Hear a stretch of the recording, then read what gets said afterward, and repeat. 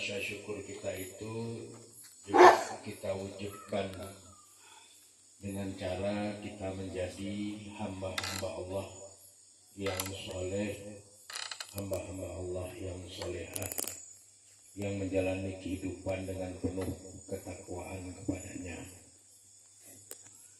Selanjutnya, selawat beriring salam tidak henti-hentinya kita mohonkan kepada Allah SWT agar tercurahkan kepada Rasulnya Nabi Muhammad Sallallahu Alaihi Wasallam beserta keluarga, para sahabat dan semua pengikut beliau yang setia hingga tegaknya hari berbangkit kelak.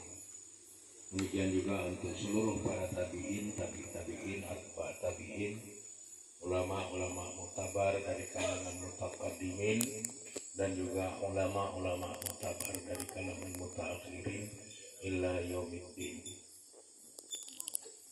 Pertama-tama kami yang hadir bertakziah pada malam hari ini mengucapkan doa berduka cita yang diajarkan oleh Nabi Sallallahu Alaihi Wasallam, yaitu rahimakallahu wa ajaroka, rahimakallahu wa ajaroka, rahimakallahu wa ajaroka.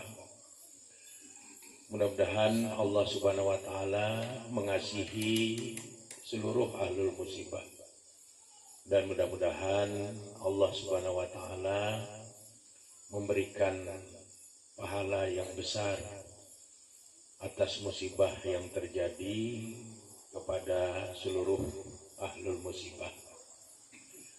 Kemudian kita juga berdoa kepada Allah, Allahumma firli walahu wa aqibni minhu uqbah hasanah. Ya Allah, ampunilah kami masing-masing yang hadir pada malam hari ini. Ya Allah, ampunilah almarhum Bapak Sutardi, lapangkanlah kuburnya, berilah cahaya yang terang dalam kehidupan di alam barzakh, berilah kebahagiaan melebihi kebahagiaannya di saat hidup di alam dunia, kasihilah, rahmatilah, dan berkahilah almarhum Bapak Sutardi. Sama kita pahami bahwa setiap kali terjadi musibah, meninggal dunianya seorang hamba Allah,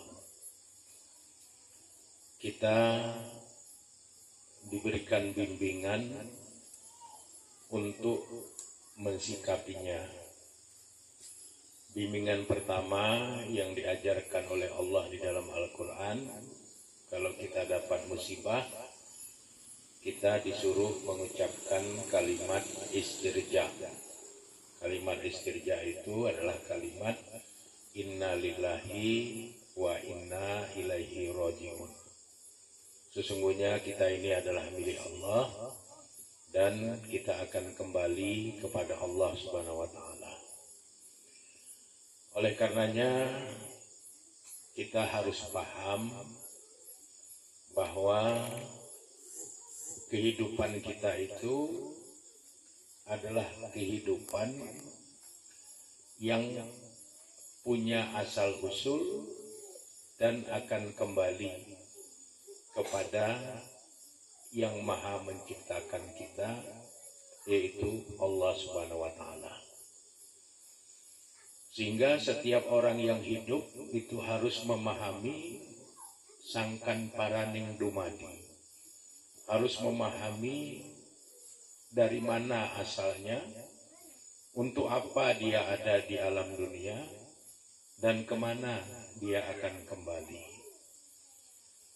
Dan juga harus dipahami bahwa hidup ini merupakan siklus, merupakan perputaran yang disebut dengan cokro manggilingan. Hidup ini seperti roda yang berputar. Kadang kita di atas, kadang kita di tengah, kadang kita di bawah. Kadang kita sehat, kadang kita sakit. Ada yang dilahirkan, dan ada yang meninggal dunia. Sehingga di dalam surat Ali Imran ayat 185 Allah Subhanahu wa taala menegaskan, kullu nafsin zaikatul maut wa innama tuwaffawna ujurakum yaumal qiyamah faman zuhziha 'anil nar wa udkhilal jannah faqad faz wa mal hayatud dunya illa mata'ul ghurur. Kullu nafsin zaikatul maut, artinya setiap yang bernyawa itu pasti akan menjumpai kematian. Semua yang hidup itu akan meninggal dunia. Karena antara kehidupan dengan kematian itu seperti dua sisi mata uang yang tidak bisa dipisahkan. Kalau kita hidup, pasti kita meninggal dunia. Kalau kita meninggal dunia, pasti nanti kita hidup. Karena meninggal dunia itu hanyalah sekedar perpindahan alam dari alam dunia ke alam barzah atau ke alam kubur. Dan di alam barzah kita akan tetap terus hidup meskipun kehidupannya tidak lagi sama dengan kehidupan di alam dunia. Sebelum ke alam dunia pun kita sudah hidup. Kita hidup di alam rahim ibu kita. Dan itu adalah kehidupan yang paling singkat. Hanya 9 bulan 10 hari normalnya. Jadi kehidupan yang paling singkat itu kehidupan di alam rahim. 9 bulan 10 hari. Artinya sebelum hidup di alam dunia, kita sudah pernah hidup di alam rahim. Sebelum hidup di alam rahim, kita sudah pernah hidup di alam ruh. Setelah hidup di alam dunia, kita melanjutkan perjalanan kehidupan kita melalui satu pintu yang namanya kematian, yaitu berpindah kehidupan kita dari alam dunia ke alam akhirat. Sehingga tidak ada orang yang hidup di dunia ini abadi. Kullu nafsin zaikatul maut. Setiap yang bernyawa itu pasti akan menjumpai kematian. Kemudian kematian itu merupakan asrarullah, merupakan sirullah, merupakan rahasia-rahasia dari rahasia Allah. Sehingga tidak ada satu orang pun yang tahu kapan dia akan meninggal. Yang pasti dia akan meninggal karena dia sudah hidup di alam dunia. Dan kalau saat meninggal itu tiba, tidak bisa dilakukan penundaan dan juga tidak bisa dilakukan percepatan. Inilah yang oleh nenek moyang kita dibilang, kalau belum ajal berpantang mati. Kalau sudah ajal, maka kematian tidak bisa dielakkan. Di dalam Al-Quran Allah berfirman, فَإِذَا جَاءَ أَجَلُهُمْ لَا يَسْتَأْخِرُونَ سَاعَةً وَلَا يَسْتَقْدِمُونَ. Kalau ajal mereka itu sudah tiba, maka tidak bisa dimundurkan walaupun sesaat, dan tidak bisa pula dimajukan walaupun sesaat. Jadi meninggal dunianya kita itu on time, sesuai dengan ketentuan waktu yang sudah pernah kita janjikan dengan Allah, waktu kita masih berada di alam ruh, di saat kita akan dimasukkan ke alam rahim ibu kita. Jadi kalau ajal sudah tiba, maka kematian akan datang, tidak bergeser sedikit pun. Jadi dalam hitungan mikrodetik pun tidak bergeser, sesuai dengan perjanjian yang sudah pernah kita janjikan dengan Allah di waktu kita masih di alam ruh sebelum kita dimasukkan ke alam rahim ibu kita. Jadi kalau sudah tiba ajal, tidak bisa dimajukan, tidak bisa dimundurkan. Dan meninggal dunianya seorang hamba Allah itu, kalau ajalnya sudah tiba, tidak bisa dihindari. Sebagaimana yang Allah firmankan di dalam surat An-Nisa ayat 78 di dalam Al-Quran. Aina ma takunu yudrikumul maut walau kuntum fi burujim musayyadah. Dimanapun kamu berada, kalau kematian itu akan menjumpai kamu, niscaya kematian itu akan menjumpai kamu meskipun kamu bersembunyi di sebalik benteng besi yang paling kokoh sekalipun. Ini artinya kalau ajal sudah tiba, ilmu yang tinggi tidak lagi berdaya untuk bisa menyelamatkan. Teknologi yang canggih tidak lagi bisa menyelamatkan. Kalau ajal sudah tiba, tidak ada lagi tempat untuk berlari. Orang pasti akan meninggal dunia.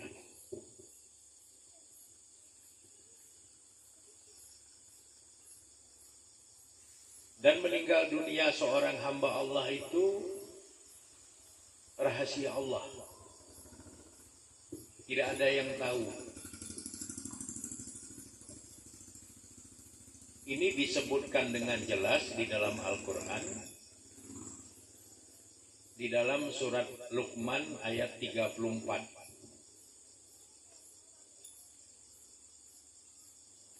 Wa ma tadri nafsun maza taksibu ghadan. Tidak ada satu jiwa pun yang tahu apa yang akan terjadi esok hari atas dirinya.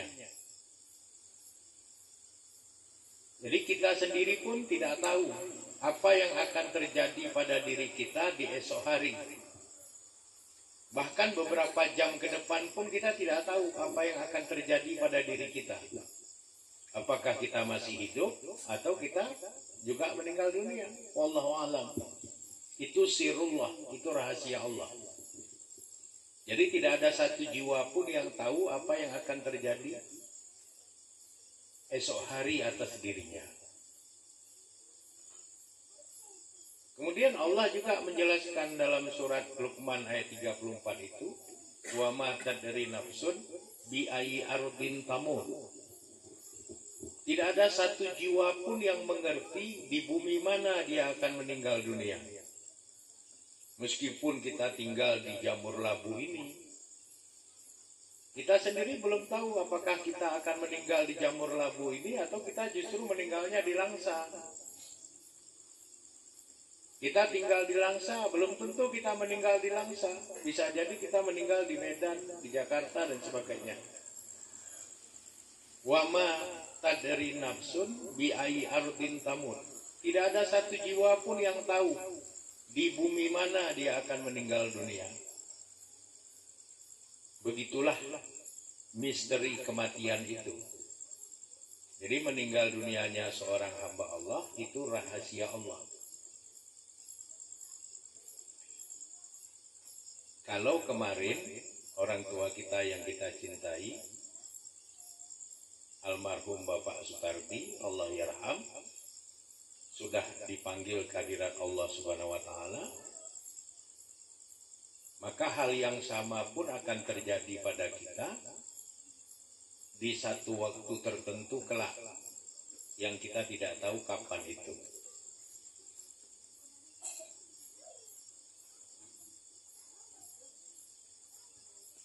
Sehingga kullu nafsin zaikatul maut itu harus betul-betul terpahami dengan baik kepada kita.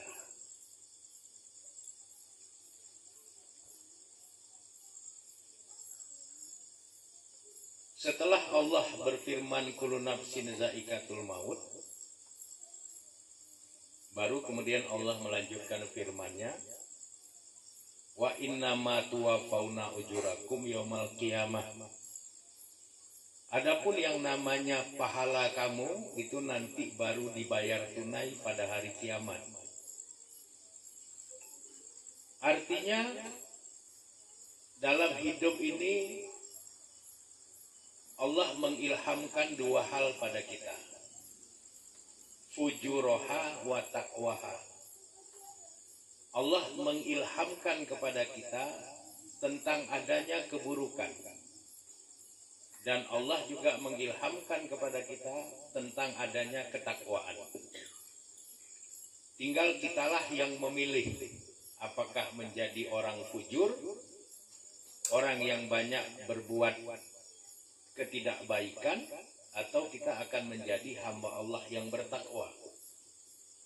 Tinggal kita yang memilih. Kalau kita memilih menjadi hamba Allah yang baik, yang bertakwa kepada Allah, maka nanti dalam kehidupan akhirat, kebaikan-kebaikan kita itu akan dibayar tunai oleh Allah dalam bentuk pahala.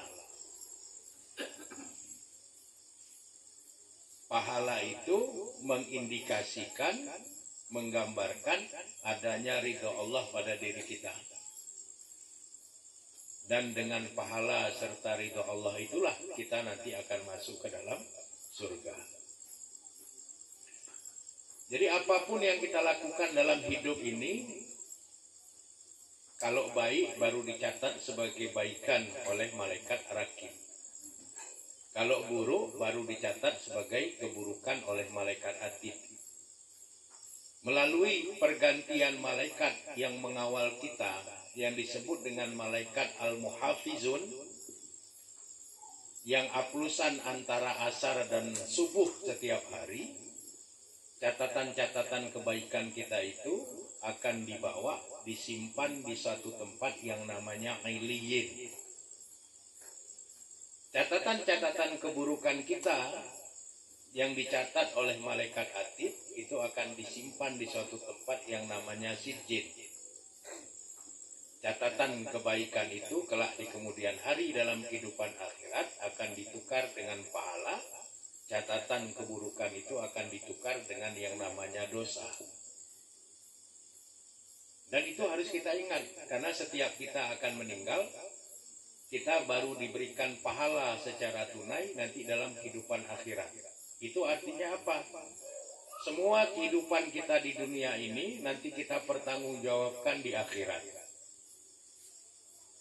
Jadi tidak ada sesuatu hal pun yang kita lakukan di dunia ini yang nanti tidak kita pertanggungjawabkan di akhirat. Itu tidak ada. Semuanya akan kita pertanggungjawabkan. Baru kemudian Allah menegaskan, faman zuhziha 'anil nar wa udkhilal jannah faqad faz.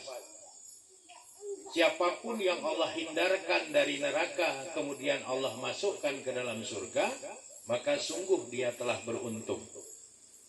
Sungguh dia sudah sukses, sungguh dia sudah berhasil.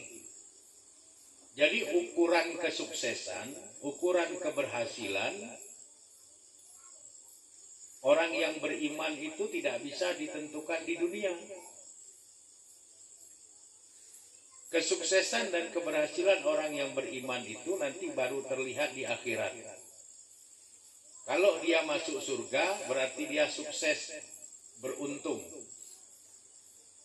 Tapi kalau dia masuk neraka, berarti dia tidak sukses, tidak beruntung. Sehingga bisa jadi waktu di dunia dia dipuja-puji orang, dikagumi banyak orang, tapi ternyata nanti dalam kehidupan akhirat dia tidak masuk surga. Dia bukan orang yang beruntung. Orang yang beruntung itu adalah orang yang dihindarkan oleh Allah dari neraka, kemudian dimasukkan ke dalam surga. Untuk menjadi orang yang beruntung itu, kita harus menjadi hamba Allah yang soleh, yang solihah, yang bertakwa kepada Allah. Sehingga di akhir surat Ali Imran 185 itu Allah menutup dengan kalimat yang perlu kita hati-hati. Wa mal hayatud dunya illa mataul ghurur. Tidak lain kehidupan dunia itu hanyalah tipu daya. Jadi hati-hati kita menjalani kehidupan di dunia ini. Karena kehidupan di dunia ini penuh dengan tipu daya. Jangan kita kemudian tertipu oleh keindahan dunia sehingga tidak mempersiapkan amal soleh, amal kebaikan untuk bekal kehidupan akhirat. Jangan sampai seperti itu. Kenapa? Karena apapun yang kita lakukan di dunia ini nanti akan dimintai pertanggungjawaban dalam kehidupan akhirat.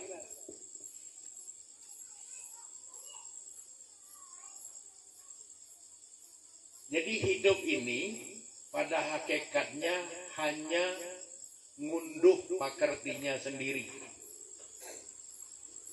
Hidup ini hanya memetik buah hasil dari apa yang kita tanam. Orang Arab mengatakan man yazra yahsud. Siapa yang menanam, dialah yang menuai. Kalau yang ditanam itu kebaikan, maka yang dinikmati nanti kebaikan. Kalau yang ditanam keburukan, yang dinikmati nanti keburukan. Becik ketitik, olo ketoro. Yang baik itu nanti nampak baiknya, yang jelek nanti nampak jeleknya. Jadi tidak ada yang bisa ditutup-tutupi di hadapan Allah Subhanahu wa taala dalam pengadilan kehidupan akhirat. Maka kita harus hati-hati. Wa mal hayatud dunya illa mataul ghurur. Tidak lain kehidupan dunia itu adalah tipu daya yang memperdayakan. Jadi pandai-pandailah kita meniti buih kehidupan selagi kita ada di alam dunia ini.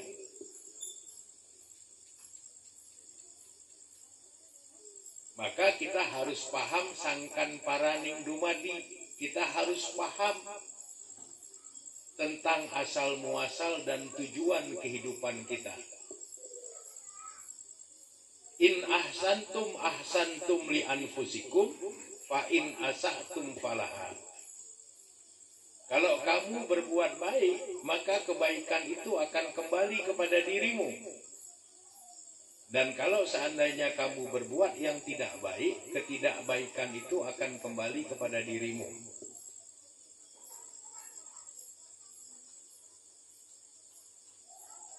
Dengan kita menghayati apa yang dijelaskan oleh Allah di dalam Al-Quran, dengan kita menghayati petuah-petuah orang-orang tua kita dahulu yang berkaitan dengan kehidupan, maka kita akan lebih hati-hati dalam menjalani kehidupan yang sementara ini.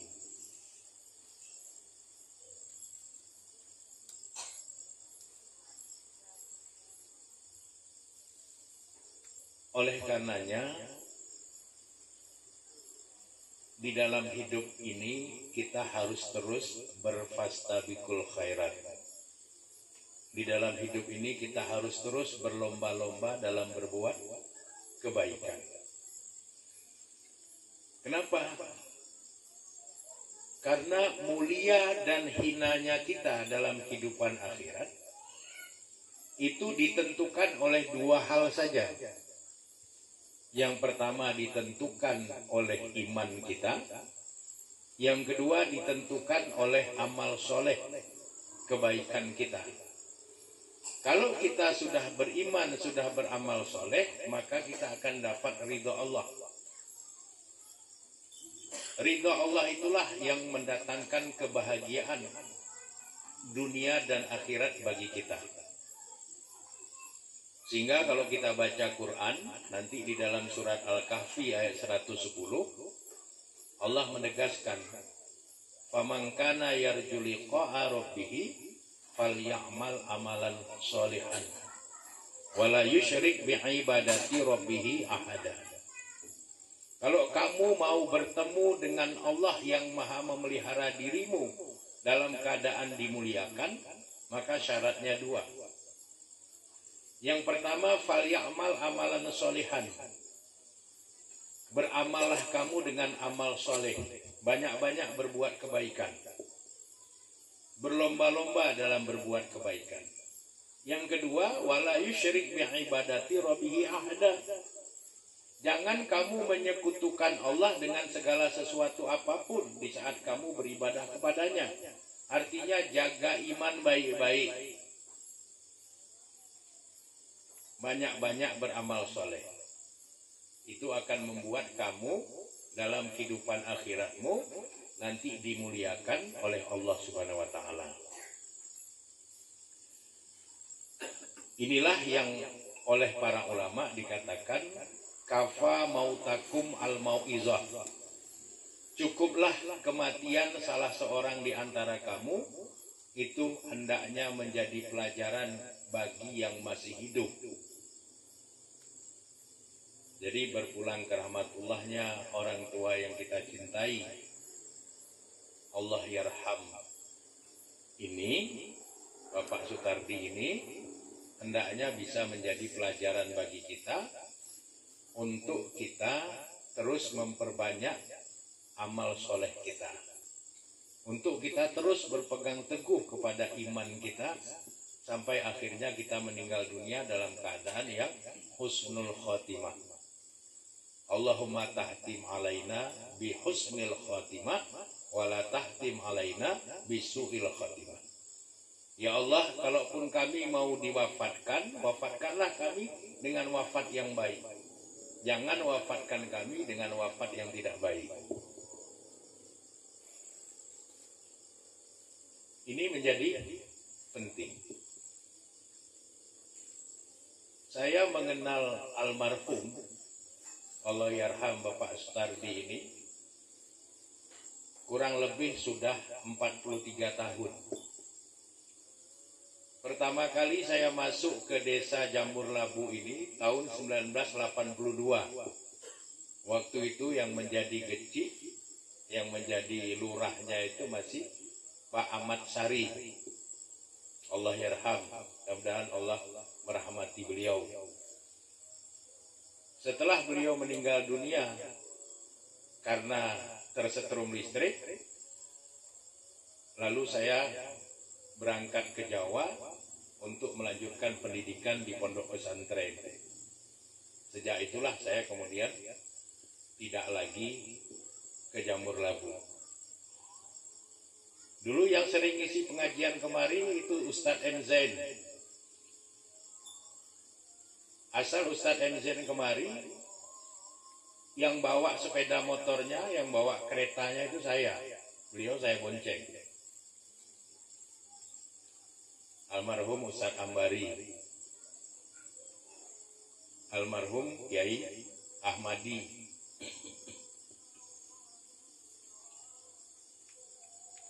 Jadi dengan Jamur Labu ini saya punya banyak kenangan. Masjidnya dulu masih sangat sederhana. Belum ada listrik di Jamur Labu di zaman itu. Masih pakai genset. Masjidnya masih papan kecil di tempat yang sama dengan masjid yang bagus sekarang ini.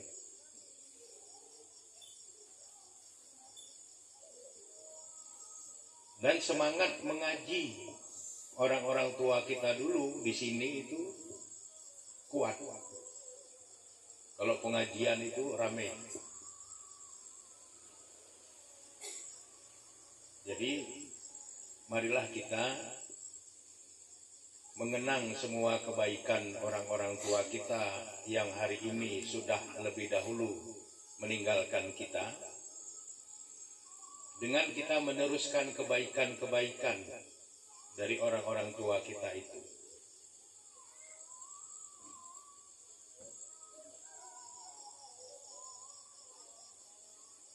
Kemudian khusus kepada ahlul musibah,